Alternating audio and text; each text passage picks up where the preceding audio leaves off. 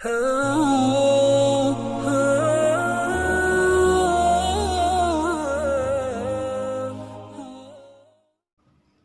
اللہ الرحمن الرحیم۔ ناظرین کرام، السلام علیکم ورحمۃ اللہ وبرکاتہ۔ معزز سامعین، آج کی اس نئی ویڈیو میں ہم آپ کے سامنے جنگ بدر کا ایک ایمان افروز واقعہ بیان کریں گے۔ معزز سامعین، جنگ بدر کے موقع پر ایک عجیب بات سامنے آئی۔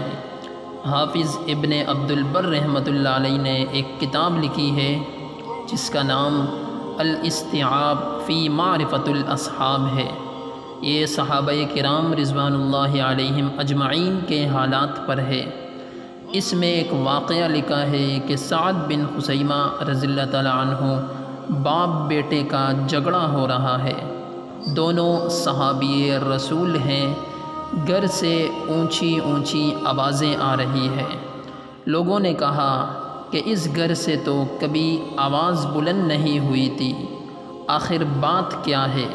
کس کے ساتھ جھگڑا ہے اور کس بات پر جھگڑا ہو رہا ہے؟ پتہ چلا کہ سعد کا اپنے باپ کے ساتھ جھگڑا ہے۔ بھائی، عجیب بات ہے کہ جس نے باپ کے سامنے کبھی ہونٹ نہیں ہلائے تھے، جس باپ کی شفقت محلے میں ایک نمونہ تھی، وہ باپ بیٹا کس وجہ سے لڑ رہے ہیں؟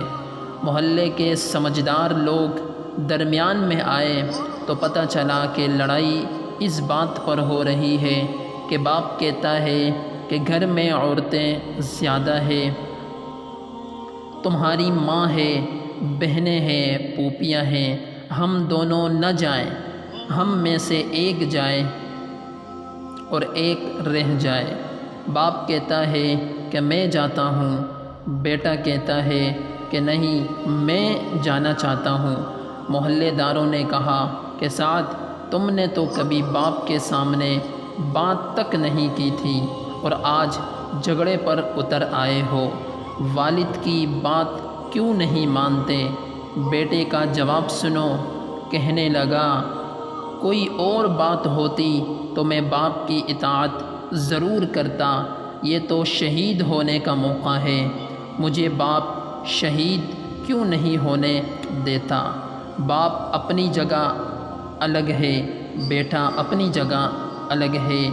باپ کہتا ہے کہ میں نے شہید ہونا ہے، بیٹا کہتا ہے کہ میں نے شہید ہونا ہے، کوئی بھی پیچھے ہٹنے کے لیے تیار نہیں۔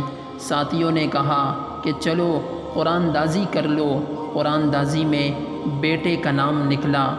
بدر میں 14 مسلمان شہید ہوئے، 8 انصار میں سے اور 6 مہاجرین میں سے۔ ان انصار میں سعد بن خثیمہ بھی ہیں رضی اللہ عنہم اجمعین۔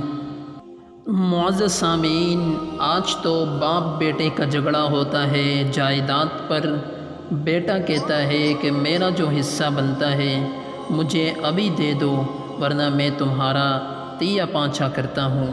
آج جھگڑے ہوتے ہیں وراثت پر، زمینوں پر، مکانوں پر، دولت پر، اور اس وقت جھگڑا ہوتا تھا شہادت پر۔